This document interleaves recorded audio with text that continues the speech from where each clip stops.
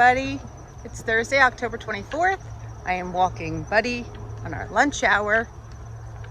And I thought today would be a good day to do the question and answer Vlogtober. I got so many questions from you guys. I wrote them down. I have to think about some of them. Like, when's the first time I went to Rhinebeck? I don't remember. So I was just texting with my mom and my sisters, and I think we figured it out. And things like, you want to know things about the farm, so I'll answer those questions. And books, my favorite books, things I've knitted, all that fun stuff. So I'm looking forward to answering it. So we're going for our walk, and when I get back, I'm gonna hopefully get those answered and recorded, and we'll post those later today. Okay.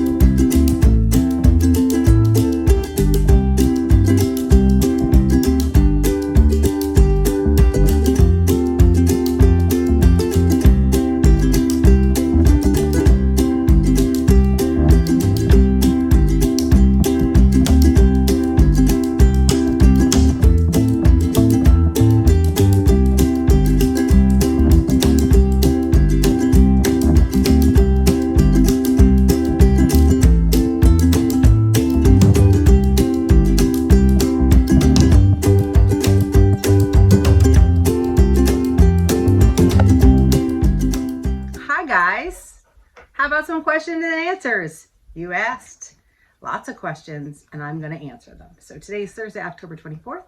It is my lunch hour, and I thought perfect time to answer some of your questions. So the first questions, I kind of put them in grouping. A lot of you asked about the farm, so I thought let's start there.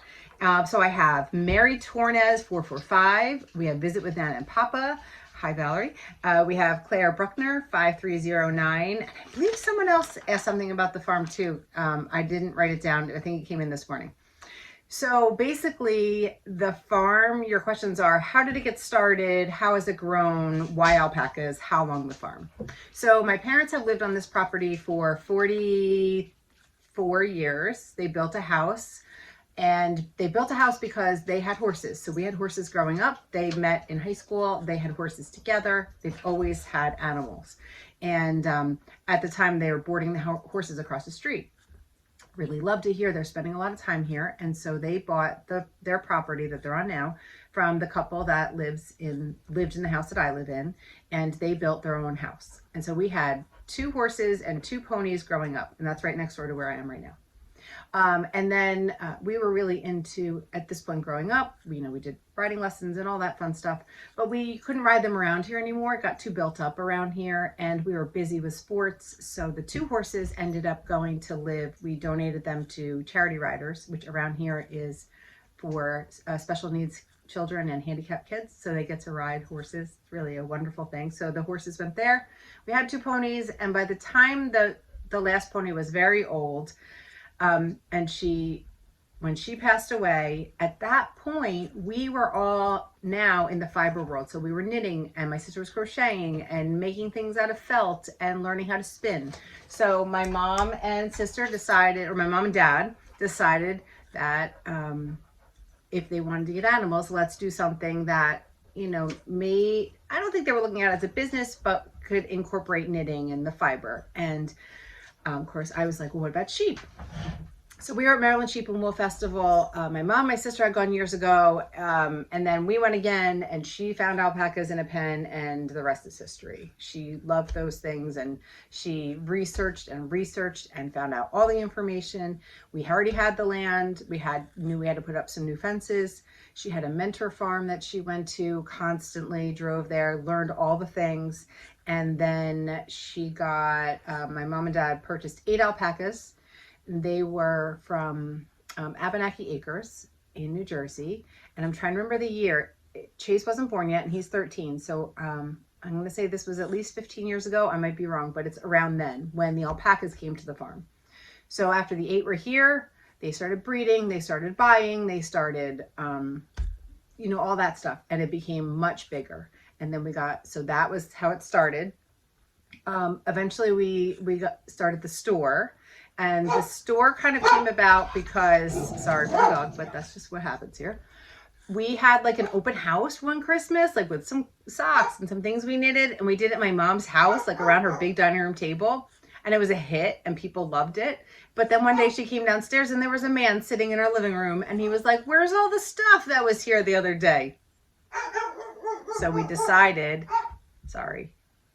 it was time to make a store. So we had an old chicken coop that my dad stored like old tractors in, lawnmowers. I didn't even have a front to it. I'll have to find the picture and put it in. We have it framed out in the coop. I'll go get it. Anyway, he said, let's make it a store. We thought he was crazy. He did it. And every single year there's been improvements made. And it's been the same now for a couple of years. And we're open in the fall. So now it's...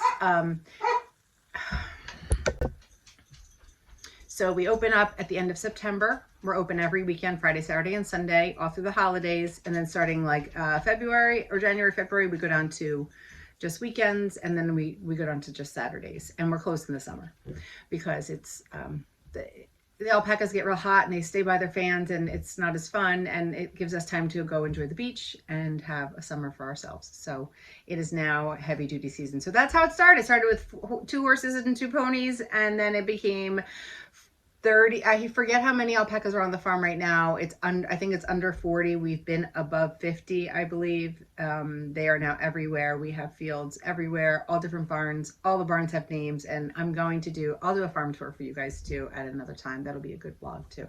So that's that. As far as like business wise, my father runs an architectural millwork business. It's family business. It's been in the family for a very long time. 1878, I believe. So that's the primary business. The farm is not, they're not just farmers, my mom and dad. So my dad has the millwork and, but the store helps bring in some revenue to help pay for food, vet bills, those kind of things. So that's the farm stuff. Okay. Let's see. Here's one about me. So Mokum Knits, you had a bunch of good questions. So I have to think about some of yours though. How did I know I wanted to be a graphic designer and what was the education needed? I always wanted to be an art teacher. Since the time I was a little girl, I wanted to be an art teacher. I wanted to do something with art. I knew I wanted to do art. There was no question about it that was what I was doing. My parents, I grew up in a family that were very lucky. They're super supportive of everything that we want to do. and encouraged us. And as my mother likes to remind me, I drew all over my walls as a kid, my beautiful wood walls. Again, my dad's a millwork and the walls were beautiful. And I signed my name to it. Yep, I did. I ruined the walls. But she wasn't happy about that. But again, she knew this girl's going to be an artist. So again, I was going to be an art teacher. As I was in senior year of high school, I was filling out my college applications. This was in 1996. I graduated high school. So 95, 96, my art teacher said, go for graphic design. And I said, what is graphic design? Because at the time, computers were kind of, we weren't really using them for digital things. We really didn't do it. We were still, I don't know what we did. Mock-ups. The internet was brand spanking new. We didn't have email yet, which is just crazy if you think about all that, right? So they kind of explained what it was to me, and I thought, well, I'll try it. So when I applied for college, you had to apply to get into the graphic design program. I went to Kutztown University. I had to do a couple things. Excuse me, I'm sorry. And I got in. I got in the program. So I went to school, and I had 4 years of school. I have a BFA in graphic design with, I think it was like, you had to pick like advertising, illustration, and advertising were my specialties. And the rest is history. So I graduated from college and I was a book designer. I became a book designer and I did that for a few years. And then I was able to come home, and when my boys were little, this was out in Pennsylvania. And when my boys were little, my first, he was 9 months old, we moved back here, and that's the house we're in now. That's next door to my parents. My sister now lives across the street. So I was able to come back home and then freelance. I was able to do that for a long time. I freelanced for a very long time, about 12, 13 years, I think, while my kids were little. It was great. So I think to be a graphic designer, I think you do need schooling. It helps for sure. There's online classes I know you can take, but as far as you usually need like a BFA, you need a college degree to be a graphic designer. So I've been doing it now. I graduated college in 2000 and it's 2024. I am a full-time graphic designer for the past 9 years at a company. But I still always wish I was an art teacher. So when I teach knitting, I get that, like, that teaching part comes out and I absolutely love it. So in a way, I'm still an art teacher. So I got to do both. And I always feel like my mom used to remind me, as a graphic designer, it gave me the ability and freedom and flexibility to stay home with my kids and also earn some income and freelance. So there's my graphic design story. And if anyone has a business and you need work done or you need a logo or anything, you can contact me. I still do freelance. I do it at night and I do it on the weekends. So if you need anything or know anybody that needs something, I can help you. Okay. She also asked, have I started my Christmas knitting and does it stress me out? I don't really do Christmas knitting. How about that? I knit all year round. I don't, and because my whole family knits and crochets, like giving knitted things isn't really, I don't know. I don't want to say it's not special, but if we like stuff, we just make it for ourselves. That makes sense. My sister Andy knits a beautiful sweater every single year for my mom. It's always gorgeous. She uses the alpaca from the farm. I do sometimes do knits and I always think I can get this done and I start too late. But I started knitting socks, right? I told you guys over the winter and the spring. So I have tucked a couple socks away that may become gifts for Christmas, but we'll see. I'm also working on a hat for my son.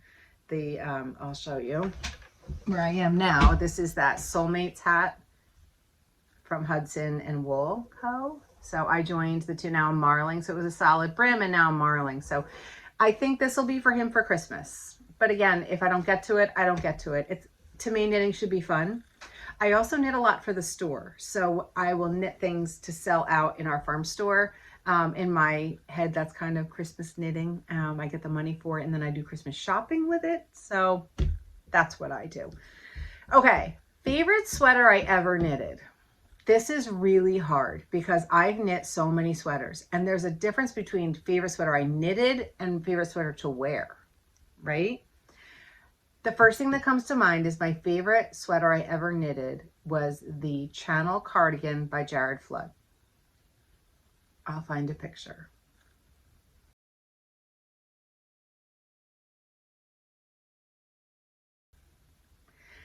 I loved it. I loved knitting it. I felt like I knew what I was doing. Like that was the first sweater I was like, I got this. Like I can do this. It was in pieces. It has belt loops. It has a belt. I absolutely love knitting it. Wearing it over the years, my body has changed a lot and it doesn't fit me quite right, but I would like to knit that again. My most worn sweaters are my Weekender. I wear it like a sweatshirt. I wear it constantly. My Andrew Mary Everyday sweater, again, simple to knit. Love it. Wear it all the time. I had, and I'm going to knit another one, I had a Georgetown sweater. That I loved knitting and I loved wearing. And I even dyed the yarn to make it and it went missing. And it accidentally, I think, went home with a family at a friend's party that none of them are knitters. This was like her friend family party. They would have no idea. So I'm going to make a new one. My Sunset Highway was a favorite too.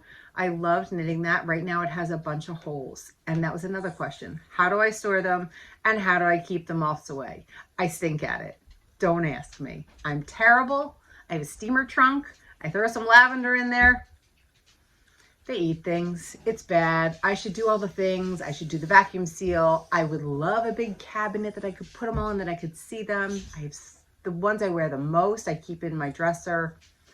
Yeah, no, I'm not good at that. So don't ask me that stuff. And then let's see. Here's another one. Okay. Bonnie. Hi Bonnie, at Meadow Sweet Farm Fibers Art Design Studio. She asked, when did I first go to Rhinebeck?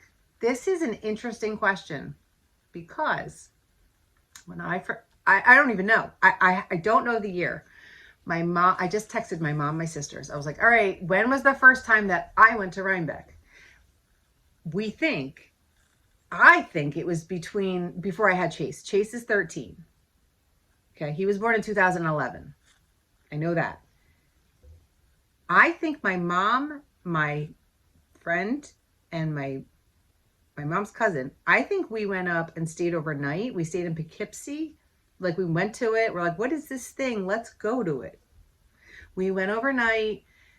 So I'm going to guess it was like 2009-ish, maybe. Okay, so we stayed overnight. We had a blast. And then I think, my sister was having babies and I was having babies. And then I know we went up for a day trip in 2013 because Chase was little and running around and jumping in puddles. Oh, he was so cute. I should try to find those old pictures. That's my middle son, Garrett. That's the big tree. I just had lunch under there. This was Chase laying on the ground. He was sick and tired of listening to me talk to people. Nothing's changed. That's my mom and my little one and Andy's 2 boys. So we went up for a day trip. The hill wasn't like the hill. It just wasn't what it is now. And I think 2016, it started to get a little oh, people are going as a group and they're getting houses. So at that point, my sister Andy and I and a couple other friends decided to rent a small house. My mom and Liz at the time were very involved in alpaca shows. They would take the alpacas to the shows, kind of like picture a dog show, right? But alpacas. And it was the same weekend. So they went and they were doing that, which they had a great time at their alpaca shows. They loved doing that stuff. So then the next year I was like, all right, that was really fun. Let's get a bigger house. So in 2017, we got the house that we stay in now. And I posted a picture of my drink with that beautiful view, posted it. And my dad called me and said, I don't care what happens next year. Your mother's going with you. She was like, I want to be there. That's when it kind of got big. So we went, and every year since we've been going, except for the COVID years that they didn't have it. So, but yeah, it was an interesting question because we used to go like a day trip. We used to be like, yeah, let's hop in the car. Let's, yeah, sure. We'll go see it, but now, oh my gosh, we look forward to it all year. I mean, okay. Somebody, let's see, a Strinder Manus 7534. You want to peek into my yarn collection. I don't really have one. So I don't have much to show you. So but I thought I'd talk about it because I am a project-based buyer. So if I want to make a sweater, I buy the yarn for that sweater. I have in the past seen a skein of yarn and been like, it's so pretty, I want it. And then I bring it home and I don't know what to do with it. And it sits there and it like gives me like, oh, I got to use it. I spent money on it and I don't know what to do with it. So I don't enjoy that. I know some people love to buy yarn. Like that's a whole hobby in itself and people love it, right? It's just not me. I don't enjoy it. So I love to pick out a project. I buy the yarn, I make it. So basically what I showed you the other day on my Rhinebeck haul is like my yarn. I always have some stash. I definitely have a couple. I have some sock yarn now because friends have gifted it to me since I started knitting socks. And people have given me a couple things as gifts. But yeah, that's it. I don't have a huge yarn stash. So sorry, it's boring, but that's how I buy yarn. Okay. We'll stick with the knitting. At Shams, I can't read my writing, Zachhour 6076, you know who you are. When I knit my upper body, do I adjust for the bust size, yes or no? So I am built funny, like I am broad and we have big arms. We don't know why we just have big arms in this family. Even when I'm like really thin back in the day, I have big here. So I'm definitely broad. So I know my Andrea Mowry and my Caitlin Hunter sizes. I'm typically a size 4 for her, for both of them. But I usually go deeper. Say it's a raglan or a yoke. And if I have the option to go longer, I definitely go longer. I will also sometimes start on like a size, like maybe start for the size 5, depending on how it's designed. So I have a little more room up here and I might go in a little bit, but I'm not great at like knowing how to adjust pattern. My sister Andy's amazing at it. She writes patterns. My friend Paige the Framer, you guys, a lot of you know her. She's great at it. I'm not the best at it. So the only thing I'd say I'd make adjustments for is in the length of my yokes, if it's top down. So I don't know if that makes sense, but I'm, yeah. Okay. That's my answer. Okay. At Sherry Thompson 226, she says, band? What? Where? You play in a band? I do. I play in the Greater Shore Concert Band. It is a community band. And I play the flute. And I played all like 4th grade until high school. And then for 20 years, I put it down and I was dying to get back to it. And so I play every Tuesday night. It's about 20 minutes from my house, and we practice in an elementary school, and then we perform locally. We perform in local churches at Christmas time, and then, although it's not like a religious band, that's just where we fit in some of the churches. And then in the springtime, again, we play in churches, and then we always have a nice concert at one of the local high schools. We use their auditorium. For the 50th year of the band, we performed at Carnegie Hall. That was amazing. And last year we were very fortunate. We were able to play in Princeton University at one of their MacArthur Hall, and it was gorgeous. That was a beautiful place to play. So yeah, locally small. We're a community band. It's all on donations. We sell tickets for one of our concerts and we take donations. People donate, so it's fun. But if you're looking for a way to play, there's community bands all over the place, so you should definitely look. I know it's something that's fun to get back into, and it's a wonderful hobby, and I love our group, and I'm on the board and I do the marketing for us, so super involved, and I just absolutely love it. Okay, so let's see. Show what I've knitted. Penny Connell 69, she wants to know what I've knitted. Show what I've knitted. I have so much that I've knitted, so I'm gonna have to do that like in a different thing. So I think maybe I'll do a little video and I'll try the stuff on that I have, and then there's stuff in the coop, but I'm not gonna go get that. But yeah, no, like I knit every single day, so there's been a lot of stuff, and it's interesting to see like my sweaters and how much they've changed, and the styles and the colors, and my size like grew quite a bit. Thank you, pandemic and eating too much. So yeah, okay, so that's the questions. If more come in, I will check them out and happily answer them. Okay, all right. All right, I just took a peek to see if there were more questions, and there are, since the ones I wrote down. So I thought, while I'm sitting here, I'll answer them too. Okay, so the Playful Knitter, she asked if I'm considering doing Vlogmas. because she does it for her channel. No, I'm not going to do Vlogmas. That's kind of why I'm doing this, because I love watching Vlogmas and I enjoy, but I can't imagine, it's such a busy time of year and my work is so busy at end of year, getting ready for the start of the new year with our marketing materials, that December's crazy for me. And my kids kind of come home from college for a little bit. So the answer is no, I'm not going to do Vlogmas. That's why I'm doing this. This seems to work. This has been fun though. I think I'll keep this up maybe for next year. So, but good for you for doing it during Christmas time. Oh my gosh, so busy. But I do love watching them. I really enjoy it. And I love watching people that get the advent calendars and when they open their yarn every day. Oh, I enjoy it so much. So anyway, good for you. Good luck. And I'll tune in when you do it. Okay. And then I have another question from Material Whirl. She asked about Blue. The alpaca was won in a bingo contest. So I must have mentioned that at some point. So I'll tell the story. My sister Andy and my parents were at an alpaca, either a show or an auction. I'm not quite sure which one it was, but, and I've never been to them, so I don't know what they look like, but I know that there's like a big dinner and they were playing bingo and you could win prizes, right? So someone put Blue bingo, she calls him Bingo Blue, I don't know what his real name is, but up to win for the bingo, and my sister Andy won him, and he's a wonderful alpaca. So he came to live with, he lives on the farm with us, and he's really great boy. He lives with Smoke and Socks.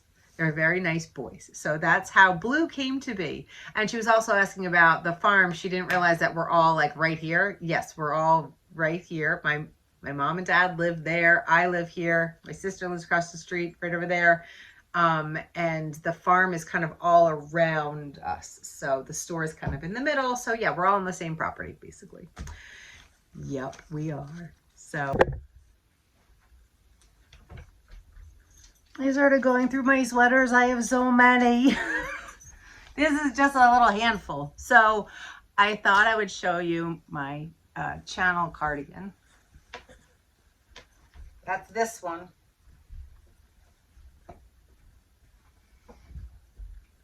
So it's all pieced and it had all the texture and I absolutely loved knitting it.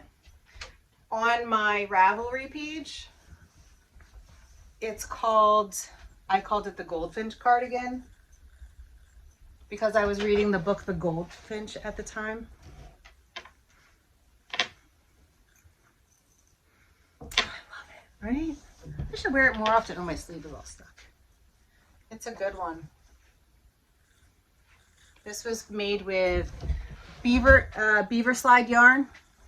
Beaver slide, I forget which one. But it's on my Ravelry page. Everything I knit, every single thing is on Ravelry. I am a big believer in project pages, putting notes, putting what you made, because I always ask all my knitters to do this. Say you had an adjustment, say you found something wrong, say you noticed something that maybe you didn't like or you loved, put it in the notes. So then when I'm gonna make a sweater and I see a lot of people say, oh, it was written poorly, or that's wrong, or whatever, or I changed this to make it fit me better, or all that, it just is so helpful because I'm self-taught. I taught myself to knit. I had to learn the hard way for a lot of things. So I thought Ravelry is just such a great tool. And if you can have project notes and keep track of everything you do, it's just a huge help. So all my stuff is there.